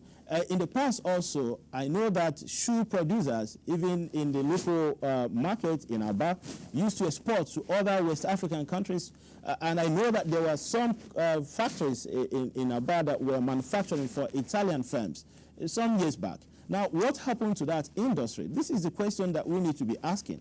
How do we begin to promote local production, quality production of those goods? Because that is what will sustainably curtail this trend to smuggling imported goods. I have said that it's just a question of competition. People want good things, and there is nothing you can do about it. You can't change that. It's the test.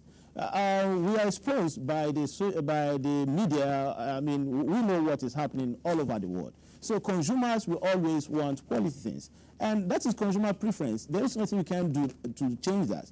All we can do is to harness that preference to give them what they really want in the domestic economy. All right, thank you very much, Dr. Adibongo. Of course, we'll be back to take our closing remarks from them. Okay, but we're still with you in Lagos, Sir Ofobike. Let's take a look at some of the other agents, of course, that have been the hues and cries about some tout and other activities of perhaps not your own member directly, but of course they're frustrating your own goodwill in actually addressing the aspect of goods clearance and what contains in the importation law as well. What are you doing to actually help stem some of or curb the activities of this non-practitioners, at least around the port and some other areas that's where your own licensed workers are supposed to be helping to bring in these goods legally? We know we are Association of Nigerian Licensed Custom Agents. We are licensed by Nigeria Custom through the Act of SEMA to clear cargo, interpret government policies to our importers. And our license is given to us. At the end of every year, we renew our license. Custom will come to inspect your license, your office, and look at your transactions throughout the year. If there is anywhere you deviate by being a revenue risk, we are being regulated by customs. And you know, there's other port users in the port who stand there and masquerade as a custom license agent. They are not. It is on to the government security agencies to look at those people that have no means of being in the port and have a way where they're supposed to be, because they are giving us a serious bad name that we are licensed custom agent. We are tout. We are not tout. We are licensed and regulated by Nigeria Customs. In fact, most of the items, if you come to the port, we submit our goods for custom to inspect. if there is any infraction as regard to transfer of value or whatever, we submit to the custom.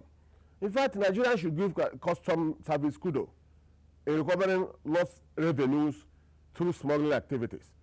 Because some people think smuggling is only within the border posts and the other approved routes. No, even within the port, the smuggle still take place. But customs are there to stop anything and examine the cargoes and give the appropriate classifications, and every duty is collected.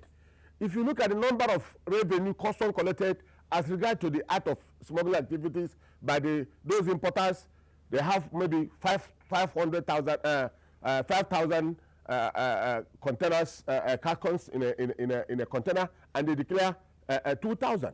So custom go ahead to make sure they collect every 1 naira that's going to be a loss to the government. And you look at other towns in the port that encouraged people bringing something. It is not within the port system, because the port system is a security area. You can have people smuggling something through unapproved border. All right, Sir John Ofobike, thank you very much. Very quickly, let's return to our Abuja studio. Senator Walid Jibril, you'll listen to the other guests. There's been an emphasis on Nigerians' preference for imported goods. Now, does this mean that the future is bleak for Nigerian textile manufacturers? That's one leg of the question.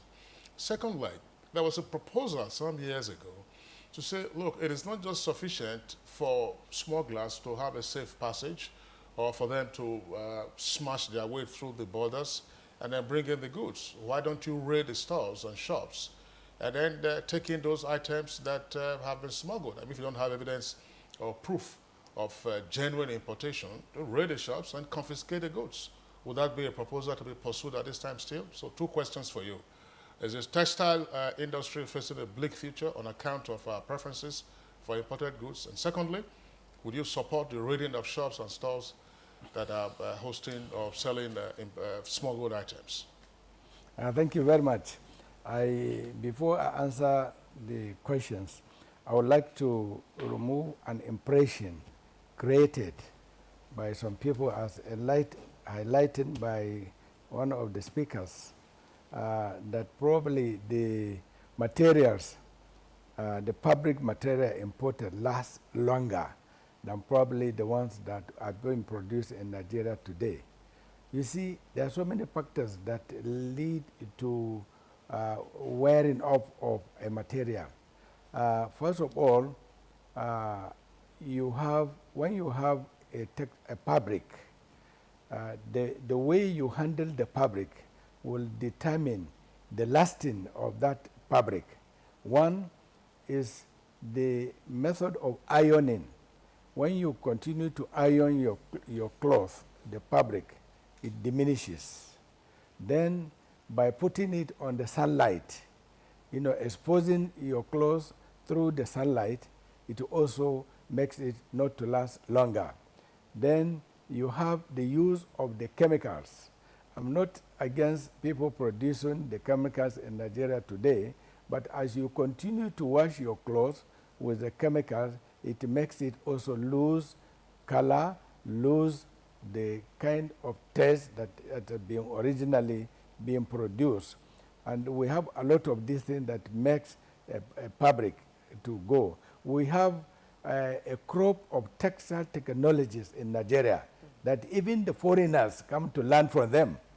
We have the same machinery that we produce these clothes in Nigeria, and it's nothing different. So that's why this production sound. Do we have a bleak future, yes, as Kingsley asked, that's what I'm coming.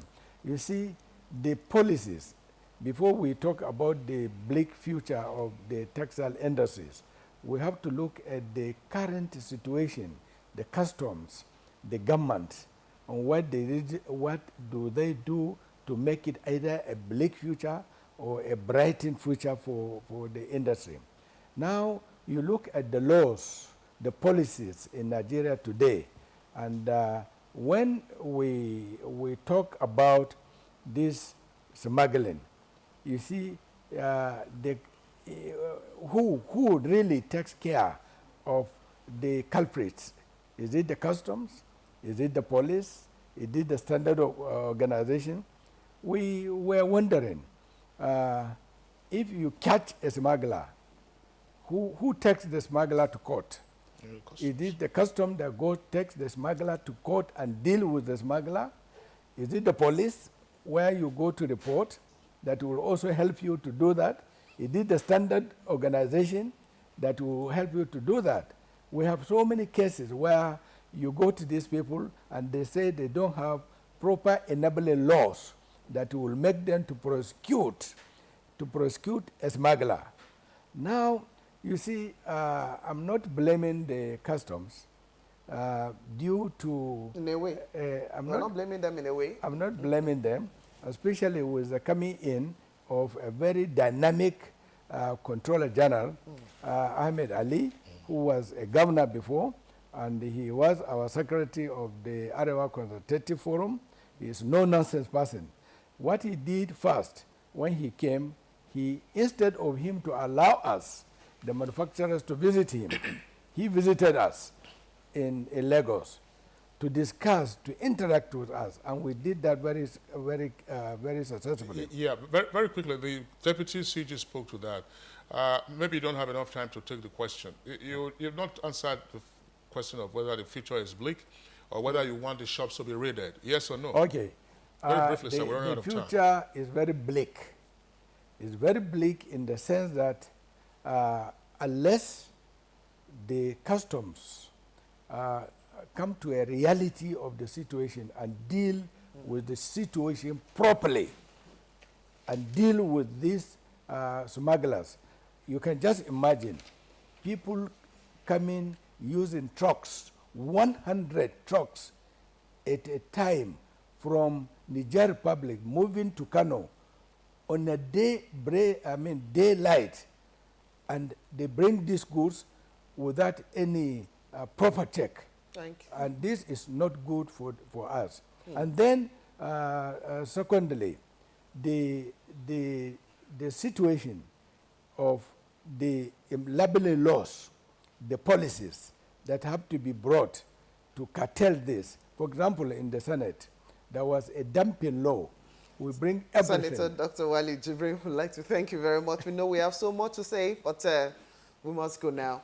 Thank you very much for joining us on the program this morning. We hope to take a look at some of these issues as maybe another time on our program. Thank you very much, sir. Thank you.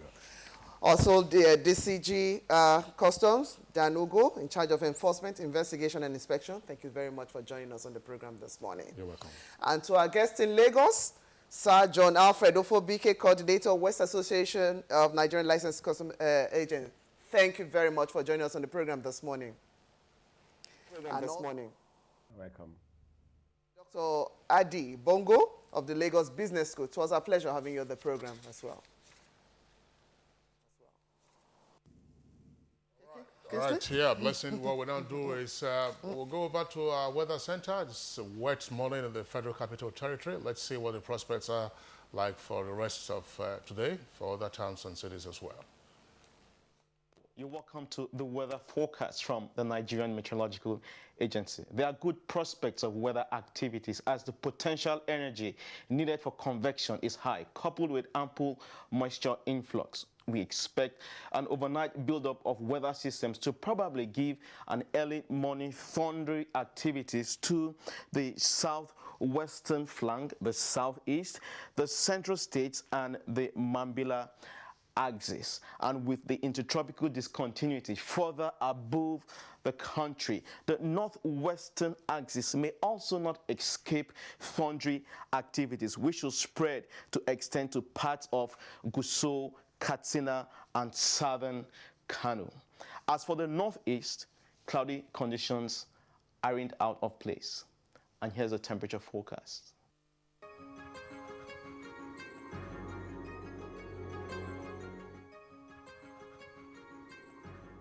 And that's the weather update from here. Thank you for watching.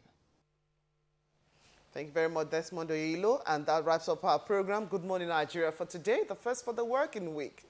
My name is Blessing Abu. We wish you all the wonderful things that you wish yourself. But keep warm and keep safe. And thank you also for starting your day with us. I'm Kingsley Osadolo. See you again tomorrow, same time, 7 o'clock in the morning. Well, have a nice day.